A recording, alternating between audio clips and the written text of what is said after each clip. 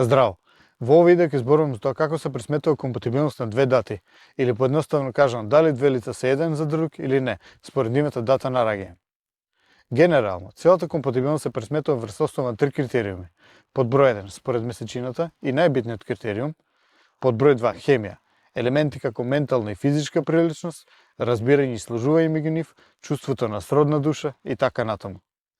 И под број 3 генетски код. Во овој случај ја сакаме личноста, не знаеме ни зошто, ни поради која причина, но за нас таа е незаменлива.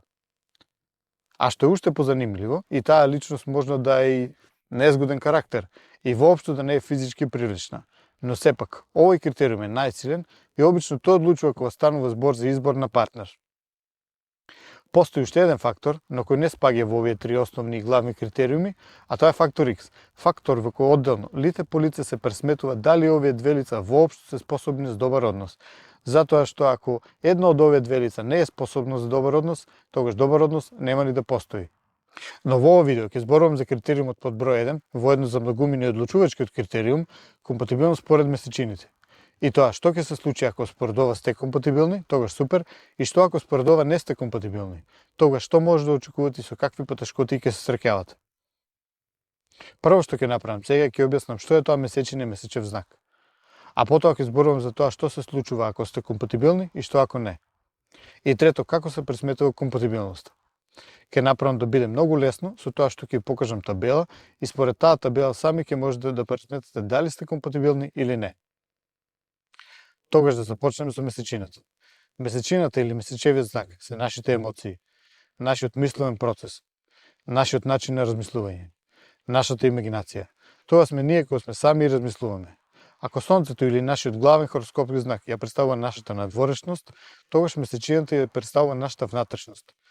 Тоа е причината зашто две личности со ист хороскопски знак немаат ист карактер, немаат исти емоции, немаат иста смисла за хумор, работи кои ги интересираат, идеи и така натаму. И тоа е тоа за месечината многу накратко и што месечевиот знак значи.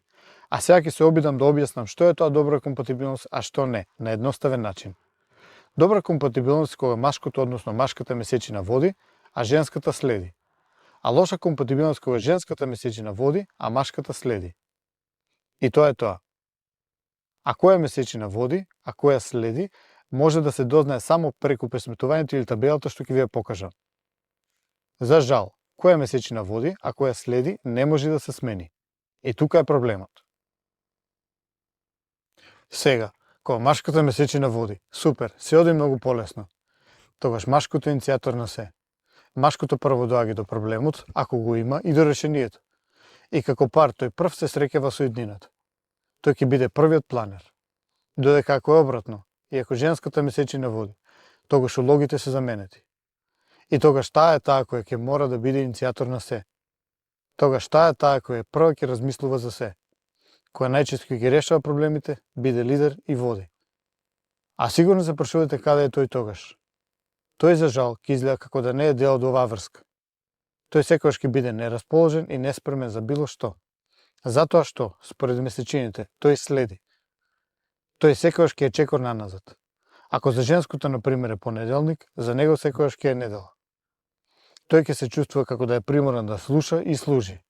А таа ќе се чувствува како да таа е таа која ќе мора секогаш прва и сама. И на прв поглед, ова и не изгледа како голем проблем. И на краток период оваа врска е окей. Но што станува после година време, да речеме? Се доаѓа до ситуација во која ако месечината на женското води, да женското се умори од водење, да се умори од опатување на машкото што да прави.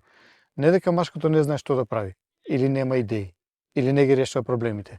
Туку ќе изгледа како кога станува збор за нив двајца, тој како да не се грижи за нивниот однос, или врска, или околу куќата, да речеме. И не е само проблемот кога станува збор за тоа кој прв ќе дојде до идеја или до решение. Ова ќе се случува кога станува збор за речиси се. Романса, излегување на вечера, планирање на одмори, кој прв ќе се јави или пише, па дури и закажување на обична шега. Таа, а не тој, ќе ја погоди во вистинскиот момент и насмее двајцата. Проблемот е што женската месечина ја претекнува машката месечина. И кога неизбежно сите овие работи случуваат, после известно време машкото се помалку ќе се чувствува вредно и женското се помалку ќе се чувствува вредно. И тоа е проблем. А што се случува обично по тоа? Се случува да машкото да се помалку да сака да има контакт со женското, а таа да се повеќе се чувствува запоставено. И што по тоа? Се случува подсвесно да тие да се повеќе да сакаат да имат контакт со други личности или да формираат нов однос со комплетно друга личност. Однос во кој тој најверојатно ќе води, а таа ќе следи. И конечно тогаш тој ќе се почувствува како да има контролата, како да му се вратила силата. Ја нема повеќе таа нерасположеност, таа неумешност која ќе треба да смисли нешто. Едноставно однос во кој тој лесно ќе може да ја почувствува неа и нејзините емоции. И да ја понуди таа прегртка, или совет, или мотивација. Затоа што таа, што и да чувствува, тој тоа веќе го знае. Тој веќе го искусил тоа прв. И ќе биде тука за неа. Додека во претходната врска тој не можел да знае кој бил проблемот. И не можел да знае што е потребно. А со тоа не можел ни да помогне. И тоа е тоа што се случува. Ова се потешкотиите со кои ќе се среќавате ако сте некомпатибилни според месечините. Но морам да напоменам, сепак, не постои такво нешто дека две лица се еден за друг или не според овој критериум. А лоша компатибилност на месечините не значи дека две лица не се еден за друг, туку дека ќе ги имаат овие проблеми. Но, ако сте свесни за овој проблем и не ви смета, тогаш и нема проблем. И познавам многу луѓе, парови, кои се заедно и долго во брак и имаат оваа некомпатибилност, но сепак добро функционираат. И се срекни, но штета процентот на овие парови е многу мал. И обично во нивната врска, во нивниот однос, останатите два критериуми се во многу добра состојба. Но да, некомпатибилни месечини не значи по автоматизам лоша врска или брак, но значи проблеми. И затоа можеби ова видео е најдобро за луѓе кои се на почеток на некоја нова врска или запознавање и се љубопитни да знаат како ќе оди, или сте во врска или брак и се прашувате зошто не оди, кој е проблемот и така натаму. А сега ќе ви ја представам табелата и пресметувањето. Сега, ова е табелата и сега ќе објаснам како се пресметува компатибилноста. Од левата страна се севкупно 12 знаци, а од десната страна се прикажани како знаците се распоредени во наталната карта. Генерално, постојат 12 знаци, во круг, исто и како часовникот. И вашата месечина може да биде во било кој знак и во било кој степен. Степенот е исто како и часовникот. Колку минути, колку проценти сте навлезени во тој знак.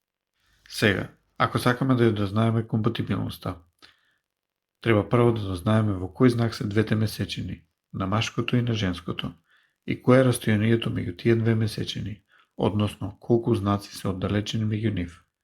Сега, се смета за добра компатибилност, кога женската месечина е оддалечена од 0 до 6 знаци или полиња после машката месечина, во правецот на движење на знаците. А редоследот започнува со овен, бик, близнак, рак, лав и така натаму, и завршува со риби. Значи, кога пресметуваме за машко, машкото е компатибилно само со првите 6 знаци после неговата месечина, а женското само со првите 6 знаци пред нејзината месечина. Например, ако си машко и си месечина во вага, 5 степен да речеме, тогаш си компатибилен само со женско кој има месечина после вага, а тоа е вага после 5 степен и женско кој има месечина во шкорпија, стрелец, јарец, водолие, риби и се до овен до 5 степен. Значи, точно 6 знаци од вашиот знак. А додека ако си женско, во овој случај ќе бидеш компатибилна само со машко чија месечина е во еден од 6 знаци пред вашата месечина. А тоа се вага пред 5 степен и машко со месечина во девица, лав, рак, близнак, бик и овен до 5 степен, рачунајќи наназад. Значи, за машкото пресметуваме нанапред 6 знаци, а за женското пресметуваме наназад 6 знаци. И тоа е тоа. Но, со цел да ја дознаете вашата компатибилност, морате прво да ги дознаете вашите месечеви знаци.